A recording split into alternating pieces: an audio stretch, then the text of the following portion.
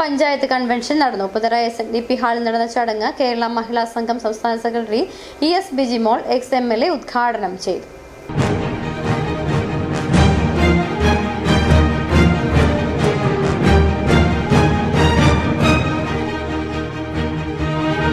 സംസ്ഥാനത്ത് BJPക്ക് രാഷ്ട്രീയ ഹണ്ടിയുണ്ടെന്നും അത് രാജ്യത്തിന്റെ നിലനിൽപ്പിന്റേതാണെന്ന അതിന്റെ ഭാഗമായാണ് അർഹതപ്പെട്ട GST പോലും സംസ്ഥാനത്തിന് നൽകാത്തതെന്നും ഇടതുപക്ഷത്തെ തകർക്കുകയെന്നതാണ് അവരുടെ ലക്ഷ്യമെന്നും കൺവെൻഷൻ ഉദ്ഘാടനം ചെയ്ത് സംസാരിച്ച ES ബിജിമോൾ പറഞ്ഞു. പിന്നിൽ നിന്ന് കുത്തുന്ന ഒരാളെയും നമ്മൾ പരിഗണിക്കേണ്ടതില്ല എന്നും നമ്മുടെ വോട്ടിൽ ജാഗ്രതയും ശ്രദ്ധയും ഉണ്ടാകണമെന്നും ബിജിമോൾ ഓർമ്മപ്പെടുത്തി. LDF കൺവീനർ ഷീബ സത്യനാഥ് അധ്യക്ഷയായി. MJ Vavachan, YJN, Lal Abraham, VP John, EV Joseph, K Kalesh Kumar എന്നിവർ പ്രസംഗിച്ചു.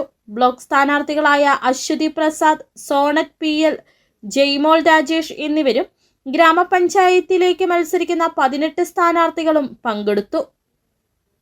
City vision, Upputhara.